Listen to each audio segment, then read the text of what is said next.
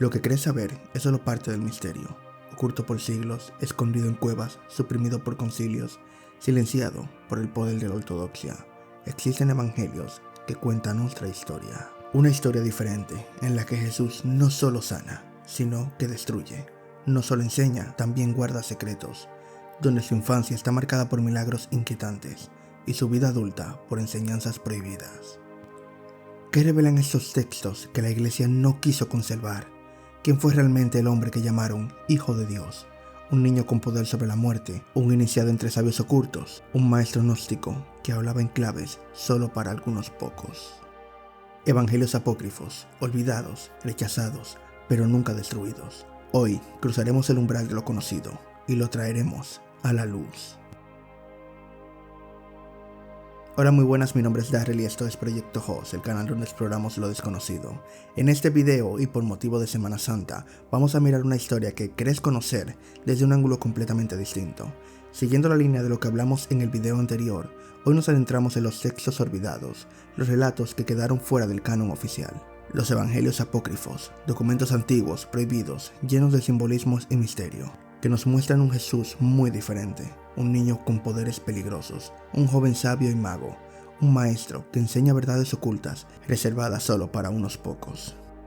Como ya comenté en el video anterior, si veía que recibió mucho apoyo y mucho cariño, se vería una segunda parte, tocando la vida de Jesús, pero desde este punto de vista. Muchísimas gracias por el cariño y el apoyo que ha tenido ese video. Y ya sabes, suscríbete si este contenido es de tu agrado, déjame tu like, comparte el contenido con personas a las que les pueda llegar a interesar. Y pues, sin más preámbulos, prepárate para cuestionar lo que sabías, porque esto no es teología, es historia, mito y secreto. Todo entre líneas. Bienvenidos a Proyecto Host.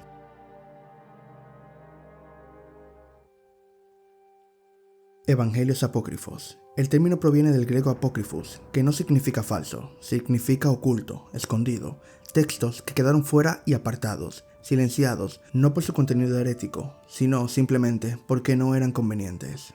Estos misteriosos evangelios fueron escritos entre el siglo I y el siglo IV por comunidades cristianas muy diversas, con interpretaciones distintas de la figura de Jesús. Algunos grupos lo veían como un maestro gnóstico, otros como un profeta cósmico, otros más como un ser que caminaba entre lo humano y lo divino, pero no necesariamente como la figura estructurada que hoy conocemos. Muchos de estos textos se enfocan en momentos que los evangelios oficiales apenas mencionan: la infancia de Jesús, sus años perdidos antes de su ministerio público, las enseñanzas que solo compartía con sus discípulos más cercanos, y versiones muy distintas, a veces sorprendentes, de su muerte y su resurrección. Aquí cabe preguntarnos por qué quedaron fuera. El canon bíblico no fue algo espontáneo, fue el resultado de decisiones teológicas y políticas.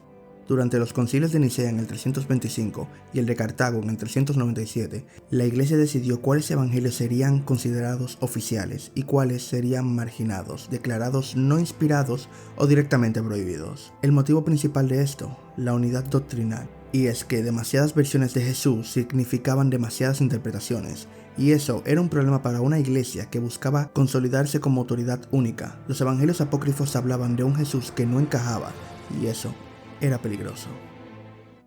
Pero esos textos no desaparecieron, fueron copiados en secreto, enterrados y algunos redescubiertos siglos después, y hoy están revelando una historia distinta. No todos los evangelios apócrifos hablan de Jesús, pero los que lo hacen lo muestran como nunca antes lo habías visto. El Evangelio de Tomás es un texto sin historia, solo palabras, 114 frases atribuidas a Jesús, sin milagros, sin cruz, sin resurrección, solo sabiduría profunda y enigmática. Una colección de dichos para iniciados, para quienes tienen oídos y pueden entender.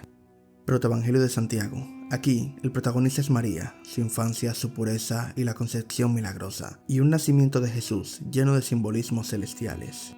Toques mágicos, ángeles, voces y una visión mística del origen del Mesías. El Evangelio de la infancia, según Tomás. Jesús, un niño, pero no cualquier niño, uno con un poder absoluto, moldea pájaros de barro y les da vida, maldice a un niño que lo empuja y éste muere. Una figura divina aún sin control, peligrosa, misteriosa. El Evangelio árabe de la infancia. Una expansión fantástica del viaje a Egipto, con dragones, ídolos que se derrumban ante el niño y milagros por cada aldea que pisan. El Evangelio de Felipe. Jesús como maestro de misterios y María Magdalena como su discípula más cercana. Aquí los secretos del reino son más íntimos, más simbólicos y profundamente espirituales. La unión de lo divino es un misterio de la cámara nupcial, dice Felipe. El Evangelio de María Magdalena. María Magdalena no solo escucha, enseña, tiene visiones, recibe revelaciones que otros discípulos no comprenden o incluso rechazan. Una figura central, protagonista en una sabiduría que incomoda durante siglos. El Evangelio de Judas. ¿Y si Judas no traicionó, sino que obedeció? Este texto afirma que Jesús le pidió explícitamente a él entregar su cuerpo como parte de un plan mayor que los otros discípulos no podrían entender. Este texto nos da una versión en la que Judas no es el villano, sino el elegido para cumplir el misterio. Y aunque hay más evangelios, creo que debemos acabar con el Evangelio de Pedro, un relato distinto a la pasión y la resurrección. La cruz habla, con un Jesús que sale del sepulcro, inmenso, y una escena que parece salida de una visión del Apocalipsis. Este es un evangelio con ecos de poder sobrenatural y una narrativa como ninguna otra. Por supuesto que estos textos no reemplazan lo que ya conocemos, pero lo transforman, y en ese cruce de relatos nace una imagen distinta de Jesús, más humano, más divino y mucho más enigmático. En los evangelios oficiales, la infancia de Jesús es un vacío, un salto de su nacimiento directamente a su bautismo y los 30 años. Pero los textos apócrifos intentan llenar ese espacio, con relatos que desafían la lógica, lo moral y a veces la propia idea de santidad.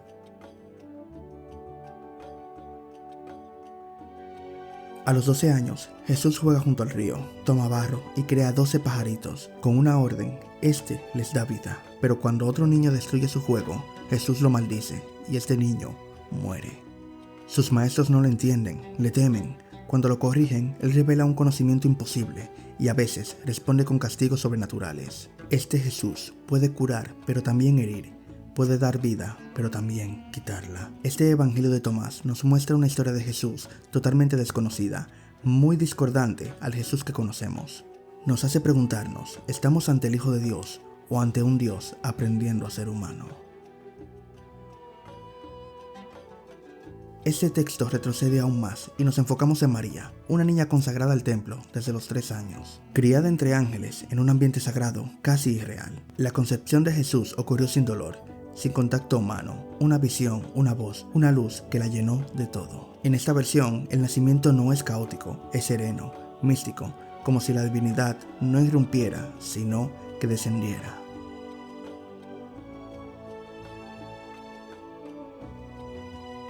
En el exilio, Jesús no es solo un refugiado, es un milagro en movimiento. Hace que las palmeras se inclinen para ofrecerle su fruto, convierte charcos en manantiales, cura solo con tocar, y ante su presencia, los ídolos de Egipto caen al suelo. Incluso en las tierras extranjeras, su poder no se oculta, lo transforma todo. Estos relatos no buscan humanizar a Jesús, al contrario, lo rodean de un misterio aún más denso, más extraño. Es un niño sagrado, pero impredecible, un Mesías que aún no es comprendido ni por los suyos.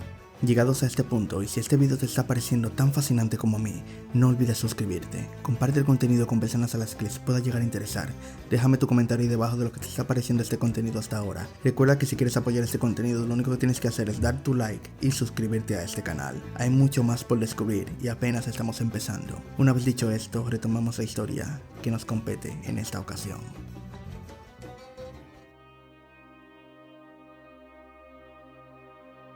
En los evangelios gnósticos, Jesús no hace milagros, enseña secretos, verdades profundas, reservadas para aquellos capaces de entenderlas. Como ya dije anteriormente en este video, el Evangelio de Tomás no tiene milagros, ni pasión, ni resurrección, solo son palabras. 114 frases enigmáticas atribuidas a Jesús, enseñanzas como llaves. En esta versión, el reino de Dios no es un lugar al que se llega, es un estado que se recuerda. El reino está dentro de vosotros y fuera de vosotros.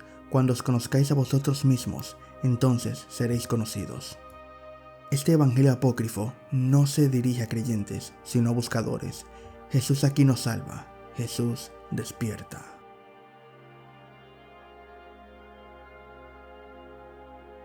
En el evangelio de Felipe, Jesús habla de unión, no de leyes ni castigos, sino de lo profundo, el alma, el cuerpo y la posibilidad de la fusión con lo divino. En este evangelio, María Magdalena es mencionada como su compañera, la más cercana. Se dice que incluso la besaba en la boca. Pero también aclara que no como un gesto romántico, sino como una transferencia de conocimiento, de aliento espiritual. Felipe presenta el amor como un misterio, y la cámara nupcial como el símbolo de la unión final del alma con la luz eterna. El Evangelio de María Magdalena. Después de la muerte de Jesús, los discípulos están perdidos. Es María quien se levanta y comienza a hablar. En este evangelio, ella relata visiones del alma ascendiendo por esferas hostiles, respondiendo preguntas, liberándose del mundo material. Pedro no la cree, le pregunta: ¿por qué te aman más que a todos nosotros? María no discute, simplemente revela y deja que la sabiduría hable por sí sola. Creo que uno de los evangelios apócrifos más polémicos es sin duda el de Judas. Este evangelio lo cambia todo. Judas no es el traidor, es el único que entiende el mensaje. En esta versión, Jesús lo elige a él para cumplir la parte más difícil del plan. Este no lo maldice, lo instruye. Jesús es muy íntimo con Judas, le habla de eones, de los seres celestiales, los niveles de realidad desconocidos, de un Dios más allá del presentado en el Antiguo Testamento. Y abro un paréntesis, de aquí a unas semanas traeré un video hablando precisamente de este Dios, del Dios presentado en el Antiguo Testamento. Jesús también les revela que el cuerpo es prisión y que el alma debe escapar.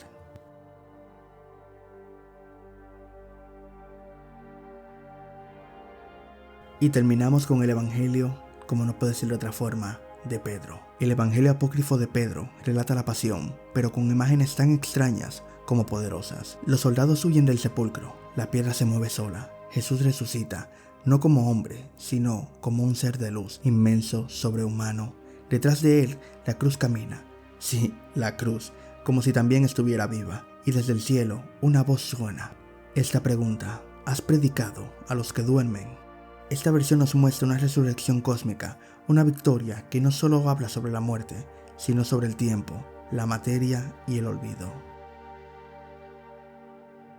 El Cristo que nos muestran los evangelios apócrifos no es un Jesús de templos, es el de las carvenas, el del silencio interior, el que se revela solo a quienes tienen ojos para ver y oídos para oír. Si los evangelios canónicos son historia, estos son mapa, un mapa para el alma. ¿Por qué fueron excluidos estos evangelios? Simplemente porque no fue una cuestión de verdad, sino de control. La exclusión de ciertos textos y visiones del cristianismo primitivo no obedecen tanto a la búsqueda de la verdad espiritual, sino a la necesidad de establecer y mantener el control. Los evangelios que fueron descartados, conocidos como apócrifos o gnósticos, ofrecían imágenes de Jesús que desafiaban la uniformidad. Un Jesús humano, falible, contradictorio, femenino, cósmico, incluso rebelde. Esas versiones no solo amplían la figura del Mesías, sino que también empoderaban a quienes la leían, sugiriendo que la divinidad no era exclusiva de una casta clericial, sino accesible a todos. Estos textos chocaban frontalmente con la estructura jerárquica, patriarcal y centralizada que la iglesia emergente necesitaba construir para sobrevivir en el Imperio Romano. La espiritualidad descentralizada y mística de los gnósticos, por ejemplo, proponía una relación directa con lo divino, sin necesidad de sacerdotes, ritos estrictos o templos. Era de una fe difícil de conciliar y, por tanto, imposible de controlar. En una época donde la estabilidad del mensaje era vital para consolidar el poder, la diversidad era vista como una amenaza. Por eso, se forzó una narrativa unificada, una sola historia de Jesús, una sola doctrina de salvación, un solo canon de textos auténticos. La heterogeneidad espiritual del cristianismo primitivo fue progresivamente silenciada, no por lo irrelevante o hereje, sino por lo incontrolable. Por aquellos años, muchos de los primeros cristianos, basándose en las predicaciones de los primeros apóstoles, comenzaron a generar su propia idea referente a Jesucristo. Dichas ideas, al ser contrarias a lo que se predicaba en aquel momento, empezaron a dar una versión totalmente alternativa a los mensajes de los predicadores. Es aquí que esas versiones del Jesucristo gnóstico empezaron a propagarse por el Imperio Romano, y es ahí donde la misma iglesia decide unificar los evangelios para crear una sola narrativa, dejando apartada, por supuesto, la versión que reflejaban estos protoevangelios. Y es entonces que la diversidad fue enterrada para que naciera solo una versión. Así que lo que conocemos hoy como el cristianismo oficial no es en la totalidad de lo que fue, sino el resultado de una selección, una edición histórica que eliminó voces, borró matices y defendió una ortodoxia al precio de la pluralidad. Pero esas voces que fueron excluidas nunca desaparecieron del todo. Siguen susurrándonos desde los márgenes, recordándonos que la verdad espiritual rara vez es única y que nunca está completamente bajo control. Los evangelios apócrifos no son herejía, son memoria, son voces perdidas de una época viva, plural, en efervescencia. Hoy en día, estos textos nos exigen creer, nos invitan a recordar, a mirar más allá del dogma y a escuchar lo que fue silenciado. Nos revelan que Jesús fue mucho más que una sola narrativa, que su figura inspiró no solo fe, sino imaginación. Una comunidad, cada autor, cada corazón lo entendió distinto. Humano, divino, rebelde, sabio, silencioso y cósmico. Porque la verdad, la más profunda, no siempre grita desde un púlpito. A veces susurra desde las páginas olvidadas, desde los bordes de la historia. Estos textos apócrifos nos recuerdan que el cristianismo no nació uno, sino muchos, y que la riqueza de la pluralidad no debilita la fe, la humaniza. La verdad a veces no es la única voz, sino el eco de muchas. Quien busca encuentra, quien encuentra empieza a ver.